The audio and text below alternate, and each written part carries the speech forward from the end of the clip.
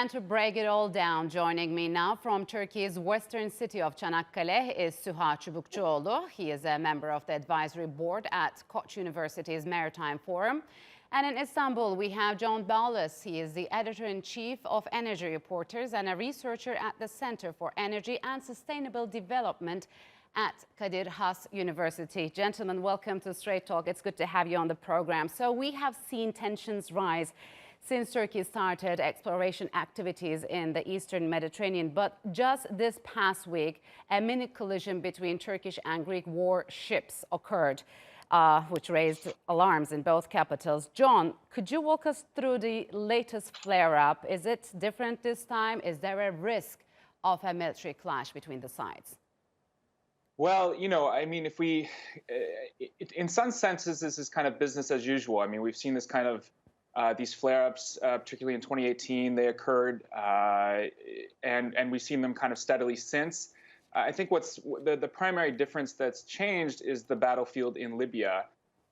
So much of kind of the Eastern Mediterranean gas question is interconnected, I would say, to what's happening in Libya and as well as other parts of the region. So there's much more of a chance for what is already a hot war in Libya to spill over into the Mediterranean Sea at this point. So the regional power struggles that rose in Libya are now shifting into the sea, which is the Eastern Mediterranean. So, Suha, according to Turkey's Navtex, seismic research will continue until the 23rd of August. What will happen after that date? So I think tensions will continue to build up from now and until then. But I don't see, in frank, honest terms, that a war is likely or a break of hostilities is likely between Turkey and Greece. I think, Turkey may continue with seismic activities either to the west of the area that it's currently searching on, closer to the Greek islands.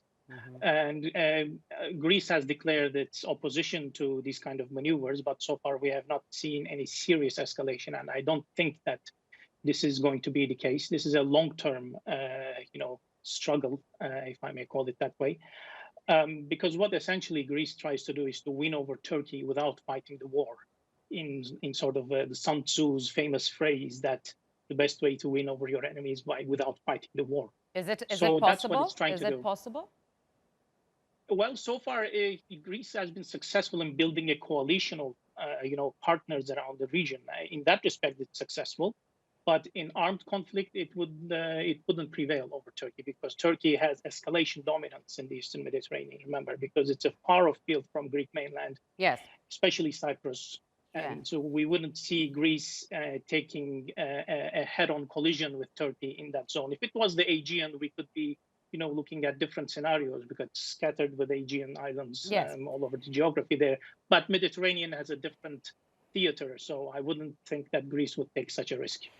John, Turkish Foreign Minister Cavusoglu has recently said Turkey's Libya deal would give Egypt an additional 50,000 square kilometers in the Eastern Mediterranean. Why did Egypt sign this deal at the expense of its maritime borders as well as its continental shelf?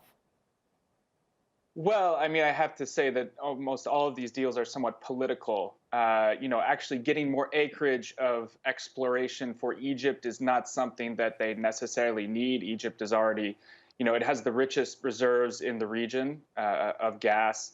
And so I think this political symbolic, as Suha was talking about, the coalition building aspect of the deal is more important to focus on. Well, we know that since the 1820s, the region has never seen a Greek-Egyptian military alliance against Turkey. So now that the question is whether these two countries will act jointly or separately against Turkey. Earlier today, Turkish President Recep Tayyip Erdogan spoke about Egypt, and he said the two countries' intels were in touch. Let's listen to what he had to say, then we'll continue to talk.